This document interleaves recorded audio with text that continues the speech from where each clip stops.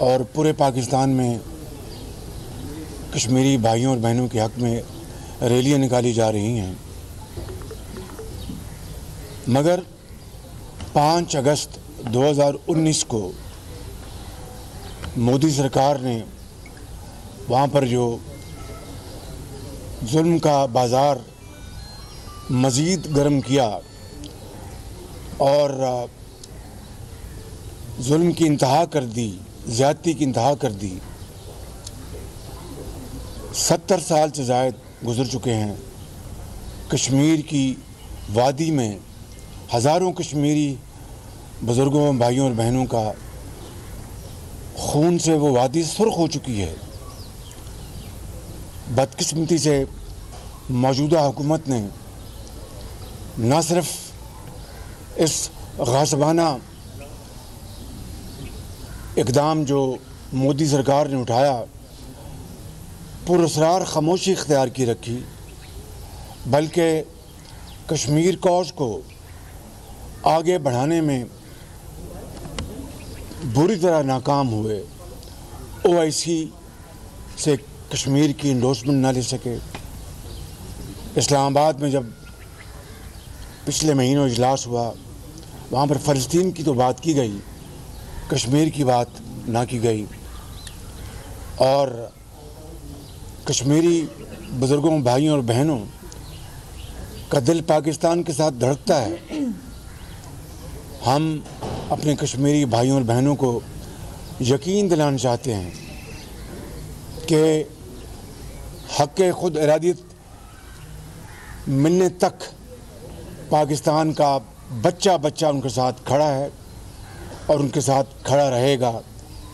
और हर लिहाज से सफारती, सियासी सपोर्ट पहले से भी ज़्यादा कश्मीरी भाइयों के साथ है और हमारा दिल उनके साथ धड़कता है और इंशाअल्लाह आखिरी दम तक हम उनके साथ खड़े रहेंगे।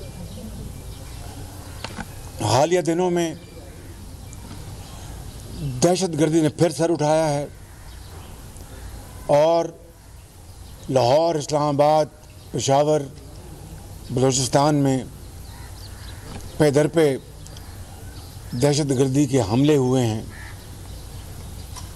और ये जो खूंखार लोग हैं, ये जो दहशतगर्द हैं, उनको जहन्नम रसीद करने के लिए हमारी अफ़वाज पाकिस्तान के अफसरों और जवानों ने हमेशा की तरह अब भी जामे शहादत नोश किया। लेकिन ये बात आपके ज़हन में रहनी चाहिए कि चाहे पीपल्स पार्टी का ज़माना था तो उस वक़्त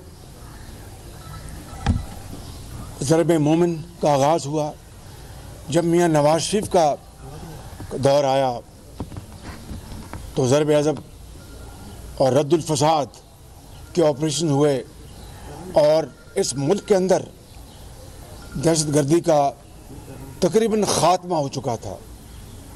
लेकिन बदकिस्मती है कि पिछले 3.5 साल में PTI की हुकूमत को तौफीक नहीं हुई कि वो नेशनल एक्शन प्लान जो उनकी हुकूमत से पहले तरतीब दिया गया था और बड़ा प्रोएक्टिवली काम करता था, वो बिल्कुल सर्द खाने में डाल दिया।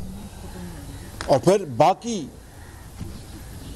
ज़िंदगी के हर शोबे में जो उनकी नाकामी और तबाही मचाई है PTI ने, इसी तरीके से दहशतगर्दी के हवाले से भी इनका जो रवैया है, इनकी जो परफॉर्मेंस है, वो पूरी कौम के सामने है।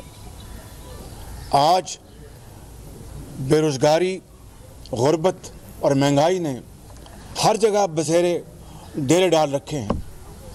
और ये मैं नहीं, दुनिया के जो सर्वेज़ हैं वो कह रहे हैं कि पाकिस्तान इस वक्त दुनिया में तीसरा सबसे महंगाई के हवाले से महंगा मुल्क है।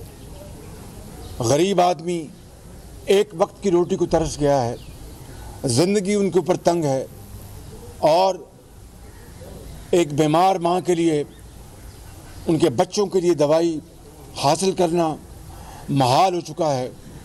बेवा और यतीम उनके सर के ऊपर कोई दस्त शफ़क़त देने वाला नहीं रहा और इस मुल्क में गुर्बत और बेरोज़गारी ने तबाही मचा दी है।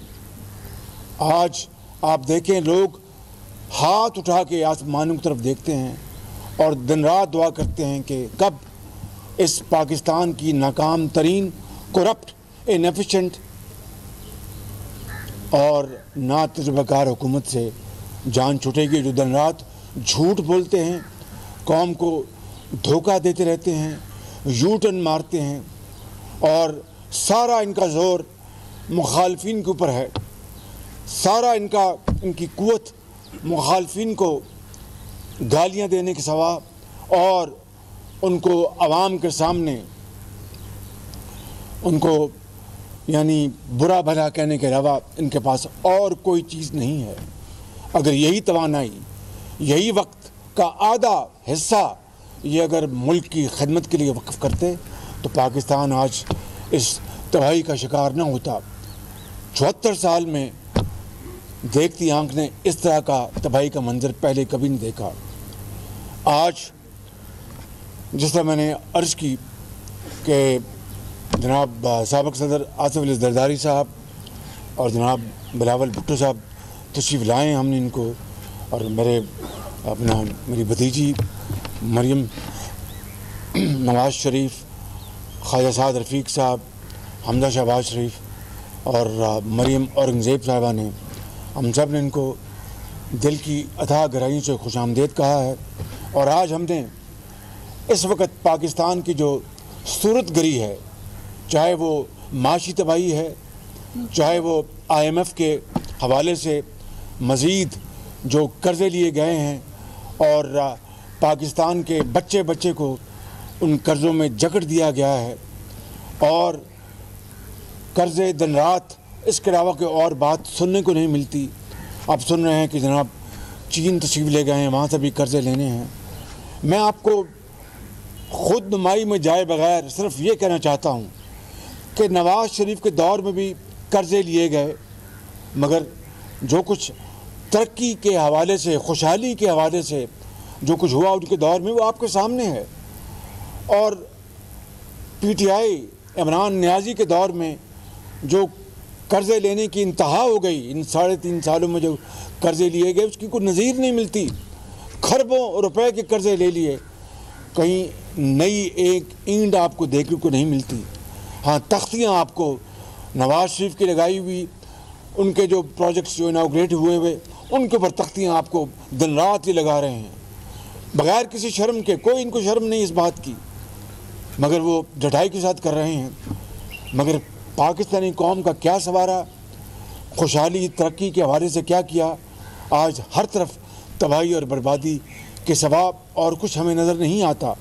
लिहाजा आज हमने पीपल्स पार्टी की लीडरशिप, हमने आज इसके ऊपर इन तमाम बातों के ऊपर गुफ्तगू की। और यकीनन हर पार्टी का अपना एजेंडा होता है, अपना मैनिफेस्टो होता है, मोटो होता है, वो बजा।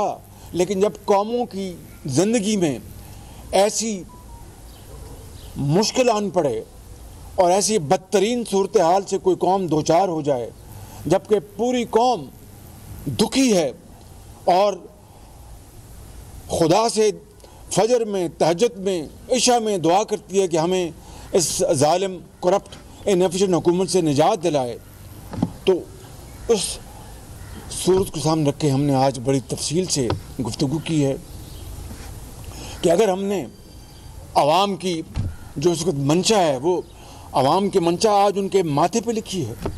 कोई आपको उनसे सवाल करने की ज़रूरत नहीं है। आप सहाफ़ी हैं, आप मुझसे बेहतर जानते हैं कि सवाल करने से पहले वो आपको ठोक के जवाब देते हैं कि कब आप हमारी इस हुकूमत से जान छुड़वाएंगे।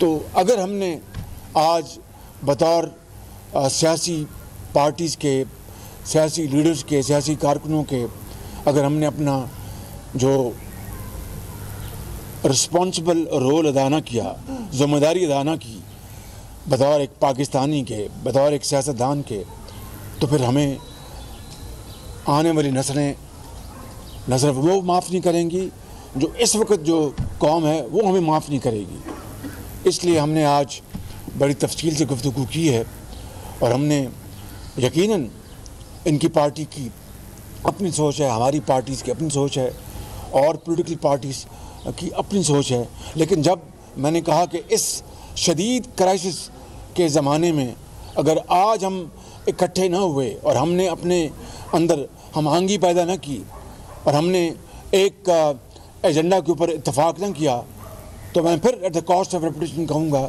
कि फिर कौम हमें माफ़ नहीं करेगी।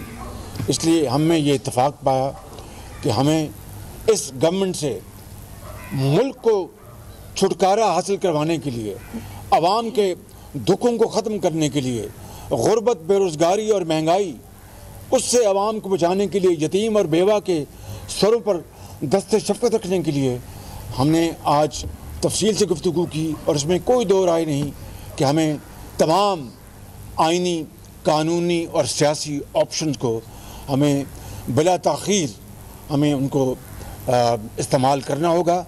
यकीनन पीपल्स पार्टी इस बारे में क्लियर है। हमारी पार्टी में दो राह थी, मगर मियां नवाज शरीफ की लीडरशिप में इसमें अब बहुत हद तक यकसुई है। तो आज हमने ये तय किया है कि हम अगले चंद दिन में मुस्लिम लीग नून की जो सेंट्रल एग्जीक्यूटिव कमेटी है उसमें मशावरत करके और हमारी जो वाइडर जो हमारी जो अलायंस है PDM, उसमें हम इस मामले को लेके जाएंगे और फिर इंशाअल्लाह उनकी मशावरत के साथ, उनकी इजाज़त के साथ हम इंशाअल्लाह इसका फिलफौर इकट्ठा हम इंशाअल्लाह ऐलान करेंगे। और ये कोई नई बात नहीं है, पहली मरतबा नहीं हो रहा। आपको पता है कि चार्टर ऑफ डेमोक्रेसी भी नवाज शरीफ साहिबा और मरहूम शहीद बेनज़ीर भुट्टो साहब के दरमियान जद्दा में हुआ था और लंदन में हुआ था। और मैं समझता हूँ कि जब अच्छे वक्त आएंगे सब अपना पॉलिटिक्स करेंगे। आज हमें सिर्फ एक नुक्ते ऊपर इकट्ठे होना चाहिए कि पाकिस्तान को अगर हमने तबाही से बचाना है तो इस हुकूमत से छुटकारा हासिल कराना है। बिस्मिल्लाहिर्रहमानिर्रहीम। सबसे पहले हम कायदे हिज़्ब इख्तिलाफ नेशनल असम्बली शहबाज शरीफ साहब के शुक्रगुज़ार हैं कि इन्होंने हमें दावत दी। मुझे, मेरे वालिद साहब को, हम दोनों ने ये दावत कबूल किया और मेरा जनरल सेक्रेटरी पंजाब हसन मुर्तज़ा साहब इस दावत करते हुए आज हम आपके सामने हैं। हम कायदे हिज़्ब इख्तिलाफ पंजाब असम्बली हमज़ा शहबाज साहब से भी का भी शुक्रगुज़ार है, मरियम साहिबा का भी हम शुक्रगुज़ार हैं और ख्वाजा साद रफ़ीक साहब का हम शुक्रगुज़ार हैं कि ये मौका फ़रहम किया। जैसे कि आपको पता है कि पाकिस्तान पीपल्स पार्टी ने भी अपने जमात के तफसील कॉन्वर्सेशंस के बाद कुछ अपने सियासी फ़ैसले लिए थे और उस सेंट्रल एग्जीक्यूटिव कमेटी मीटिंग के बाद हमारा बजट इजलास भी था। शहबाज शरीफ साहब को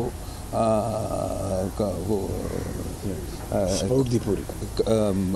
हम सब मिल के नेशनल असम्बली में बजट का हम मुखालफत कर रहे थे। लेकिन आज हमारा पहला ऑफिशियल इंटरेक्शन है, मुलाकात है उस CC मीटिंग के बाद और मैंने शहबाज शरीफ साहब से पूरा मुस्लिम लीग नून के सियासी क़यादत के सामने जो मेरा पार्टी का सोच है, जो मेरा पार्टी का राय है, जो मेरा पार्टी का प्लान है, वो भी उनके सामने रख दिया गया और उस पर तफसील बातचीत हुई है। और जो नून लीग ने और नून लीग के इत्तेहादियों ने अपने प्लान्स बनाए हैं वो भी हमारे सामने बात हुआ है। और जो हमारे पार्टी के सजेशंस थे इंशाअल्लाह ताला वो नून लीग के अंदरूनी मीटिंग्स में और उनके इत्तेहादियों के साथ भी बात होगा। मगर ये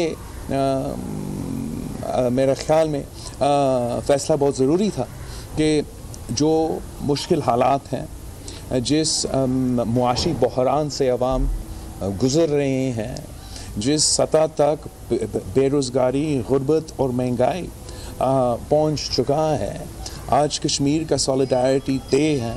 हम हुकूमत का, वुज़रा का हम देख रहे हैं, वो मगरमच्छ के आंसू तो रो रहे हैं, मगर हर मौका पे, हर ख़तरा पे, हर कश्मीर के मसले पे वो ये यकजहती ना कौमी सतह पे ना नेशनल असम्बली में बना सके। और ये मुल्क की तारीख़ का पहली बार है कि कश्मीर कॉज जो हर पाकिस्तानी का दिल का इतना अहम इशू है, ये हुकूमत इतना नालायक है कि चले मईशत पे हमारा कंसेंसस नहीं बनाया, सियासी हमारा कंसेंसस ना हो, मगर कश्मीर तक वो अपना पॉलिसी पे वो जो क्लैरिटी है और जो कंसेंसस होना चाहिए वो नहीं दिखा सके।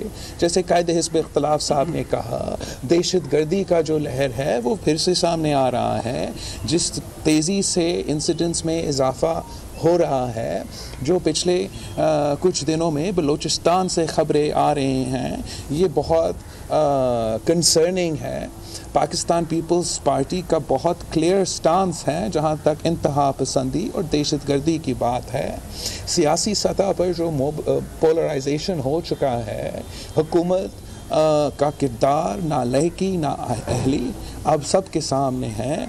और हम उम्मीद रखते हैं कि जो अपोजिशन के जमातें हैं, जितना हमारा वर्किंग रिलेशनशिप में इजाफ़ा होगा, जितना हमारा कोऑर्डिनेशन में इजाफ़ा होगा, उतना ही ज़्यादा बोझ, उतना ही ज़्यादा ख़तरा हुकूमत को होगा। और हम शहबाज शरीफ साहब को, कायदे हिज़्ब इख्तिलाफ को इस पॉइंट का क्रेडिट ज़रूर देते हैं कि जैसे सियासी जमातों का मुख्तलिफ राय होते हैं, मुख्तलिफ नज़रिया होते हैं, मुख्तलिफ पॉइंट ऑफ व्यू होते हैं, और जब हमारे जमातें या दूसरी जमातें के दरमियान थोड़ा फासला हो भी किसी पॉइंट पे, शहबाज शरीफ साहब ने एक दिन के लिए भी जो उसका ज़िम्मेदारी है बतौर कायदे हिज़्ब इख्तिलाफ, उससे पीछे नहीं हटा। और जो भी पार्टीज़ के अपने अपने राय रखते हुए उन सूरत हाल के बावजूद, जहाँ तक नेशनल असम्बली की बात है, हमें इकट्ठा रखा और हमने मिल के हुकूमत का मुसलसल मुकाबला किया है। और हमारा ये ख्याल है कि अवाम का एतमाद उठ चुका है और अब पार्लियामान का एतमाद भी उठना चाहिए। जो पार्लिमानी जमहूरी और आईनी तरीका है इस हुकूमत को हटाने के लिए, एहतजाज के साथ साथ वो अदम एतमाद का अमल है। और हम पुरुमीद हैं जिस तरीके से कायदे हिज़्ब इख्तिलाफ साहब और बाकी नून लीग के क़यादत ने बात की है कि अपने जमात में भी इस पे कंसेंसस बन रहा है, और उम्मीद है कि आगे जाके हम मज़ीद कंसेंसस पैदा कर सकेंगे। इस मुल्क को हमने बचाना है, पाकिस्तान को हमने बचाना है, तो इमरान को हमें निकालना है। बाकी पॉइंट्स पे, बाकी इश्यूज़ पे हमारा अपना अपना मंशूर बेशक रहे, लेकिन अवाम के मुतालबा, अवाम को जो चाहे इस वक्त वो यही है। जहाँ तक नेशनल इंटरेस्ट की बात है, जहाँ तक अवाम का मुतालबा की बात है, वहाँ तक तो मुस्लिम लीग नून हो, पाकिस्तान पीपल्स पार्टी हो, हम सब पेज पे हैं। और पाकिस्तान के अवाम इसी एक पेज पे हैं कि इमरान साहब को जाना पड़े। सर बात यह है कि मुस्लिम लीग नून की जानिब से या सर जो सियासी अपोजिशन की जो सियासी जमातें हैं उनकी जानिब से ये कहा गया था कि ईवान से या तो अपोजिशन की सियासी जमातें इस्तीफ़े देंगी या अदम एतमाद की तहरीक लाई जाएगी। दूसरी बात यह है कि इन दोनों में किस ऑप्शन पे इतफाक हुआ है, और दूसरी बात ये कि दोनों सियासी जमातें जो बड़ी हैं उन्होंने अपनी अपनी अलग अलग लॉन्ग मार्च की डेट अनाउंस की है। क्या दोनों सियासी जमातें दूसरे की हेल्प करेंगी लॉन्ग मार्च में? हमारी इन तमाम इशूज़ पर बात हुई है, बिल्कुल अल्हम्दुलिल्लाह। और उसमें ये डिस्कस हुआ कि क्या जो लॉन्ग मार्च जो पीपल्स पार्टी ने जिसका ऐलान किया है और जो लॉन्ग मार्च PDM ने जिसका ऐलान किया है, इसमें हम किस किस्म की हम आंगी और कोऑर्डिनेशन पैदा कर सकते हैं। इसमें 2-3 राय सामने आई, बड़ी मस्बत। पीपल्स पार्टी ने भी बहुत इसमें फ्लेक्सिबिलिटी दिखाई है और हमारी तरफ से भी हमने कहा, और इंशाअल्लाह उस डिस्कशन की रोशनी में हम अपनी पार्टी में मियां नवाज शरीफ साहब के पास ये लेके जाएंगे और फिर PDM में, और इंशाअल्लाह उसके ऊपर मुझे पूरा यकीन है कि मस्बत बात सामने आएगी। दूसरी बात आपने कही अदम एतमाद की, मैंने अभी अपनी गुफ्तगू में कहा, ख़ुद मोहतरम बिलावल साहब ने कहा कि ये एक कॉन्स्टिट्यूशन लीगल ऑप्शन है हमारे पास और इस ऑप्शन को हम इंशाअल्लाह बड़ी संजीदगी के साथ हमने आज डिस्कस किया है और इसको हम इस ऑप्शन को पाकिस्तान के वसीतर मफाद में, पाकिस्तान के 22 करोड़ आवाम के लिए उनको मुसीबत और मुश्किलात और इस हुकूमत ने जो तबाही कर दी है उससे बचाने के लिए उस ऑप्शन को बहुत संजीदगी के साथ लेंगे। और अगले चंद दिनों में हमारी मुस्लिम लीग की और पीडीएम की मीटिंग होगी, उसके बारे में शहबाज साहब, दोनों बड़ी सियासी जमातें, पाकिस्तान मुस्लिम लीग दोनों और पीपल्स पार्टी, अरकान असेंबली भी आपके यहाँ पर मौजूद है, अरकान भी मौजूद है, मिलकर अदम एतमाद पर आप लोगों पर में इत्तेफाक हो गया कि इस हुकूमत के खिलाफ अदम एतमाद? बिल्कुल, इन प्रिंसिपल्स के ऊपर मैंने बताया आपको कि पीपल्स पार्टी तो इसके बाद इस बारे में हमेशा क्लियर थी। हमारी पार्टी में एक से ज़्यादा राय थी, लेकिन काफ़ी इस वक्त कंसेंसस है। इसका फ़ैसला मियां नवाज शरीफ और हमारी जो सेंट्रल एग्जीक्यूटिव कमेटी इसका फ़ैसला करेगी। अगले चंद दिन में हमारी बात हुई, मैं रिक्वेस्ट करूंगा पार्टी कायद से कि मीटिंग बुलाएं और फिर उसके बाद हम पीडीएम में ले जाएंगे और चंद दिनों में इसका हम पीडीएम की तमाम पार्टी से मुशावरत के बाद ऐलान करेंगे। नून लीग पीपल्स पार्टी के लॉन्ग मार्च में शिरकत करेगी? दूसरा ये, क्या इदारों ने गैर जानबदारी के सिग्नल दे दिए आपको? बात यह है कि मुझे ये बताएं कि ये जो आप सिग्नल की बात कर रहे हैं, तो क्या हम सिग्नल पर चल रहे हैं 3.5 साल से? मुझे बताएं आप ज़रा, कोई खुदा का खौफ करें। ये मुल्क तबाही की तरफ जा रहा है। मुल्क के 22 करोड़ आवाम, इससे ज़्यादा माशी बदतरी उन्होंने देखी नहीं।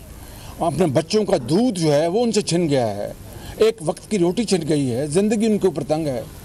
तो उसके बाद न जाने आप किन सिग्नल्स की बात कर रहे हैं, वो तो आप इस लाहौर में बेशुमार लेते हैं। आपने जो बात की है आइनी तौर पर, आपने कहा आइनी हम ऑप्शन इस्तेमाल करेंगे, बिलावल ने भी वही बात की। अगर आइनी ऑप्शन आप इस्तेमाल करते हैं, इस हुकूमत को घर बेचते हैं, तो बकाया जो उनका टेन्योर है, क्या आप में से कोई इसके ऊपर भी बात हुई है कि उसका वजन कौन उठाएगा? उन गुनाहों का जो 3.5 साल के हैं, जो मईशत जिस तरह गिरी हुई है, दहशत गर्दी आ गई है, उसकी तमाम जो है उसके ऊपर आप लोगों को क्या है कि पीपल्स पार्टी आगे आएगी या आपके? तो ये सारी बात मैं अभी बता दूं तो कहानी खत्म हो जाएगी। ये बताइएगा कि आप लॉन्ग मार्च आप कर रहे हैं, क्या समझते हैं कि आपने शहबाज शरीफ को दावत दे दी है और क्या ये शामिल होंगे उस लॉन्ग मार्च में? अभी तक जो है पाकिस्तान पीपल्स पार्टी ने अपना लॉन्ग मार्च का ऐलान भी किया है और पीडीएम का अपना लॉन्ग मार्च का ऐलान है। हमने पीडीएम का लॉन्ग मार्च को वेलकम किया है और शहबाज शरीफ साहब ने, मुस्लिम लीग नवाज़ ने पाकिस्तान पीपल्स पार्टी का लॉन्ग मार्च का वेलकम किया है। और जैसे मैंने अपने इब्तिदाई पोर्शन में कहा था, जितना हमारा वर्किंग रिलेशनशिप में इजाफा होगा उतना ही बेहतर इम्पैक्ट होगा हुकूमत के वक्त के शायद अपोजिशन के इत्तेहाद पाकिस्तान की तारीख का पहला इत्तेहाद था जो हुकूमत को गिराने निकला था लेकिन खुद टूट गया। तो क्या क़यादत पर भी कोई गौर करेंगे कि ऐसे क्या अवामिल थे कि पीपल्स पार्टी जैसी बड़ी जमात को अपने इत्तेहाद से अलग करके इमरान खान साहब को और मजबूत करते? टूटे हुए दिल मिल जाते हैं, आप फिक्र ना करें इंशाअल्लाह। बाद में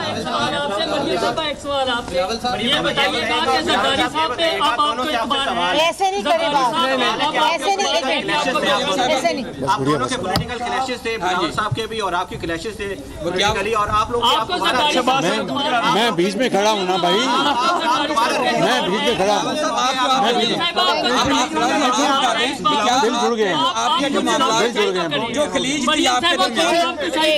मैं एक बात करना चाहती हूँ कि पॉलिटिकल पार्टीज़ के अंदर डिफरेंस ऑफ ओपिनियन भी आता है, क्लैशेस भी आते हैं, लेकिन जो चीज़ बिलावल को, हमको, हम सबको, सारी पॉलिटिकल पार्टीज़ को जोड़ती है वो है आवाम की मुश्किलात और आवाम की एक्सपेक्टेशंस। और जब वो बात आएगी, हम आपस के इख्तलाफात बुलाकर हम जो आवाम की बेहतरी के लिए होगा हम उसमें हम इकट्ठे आगे। अब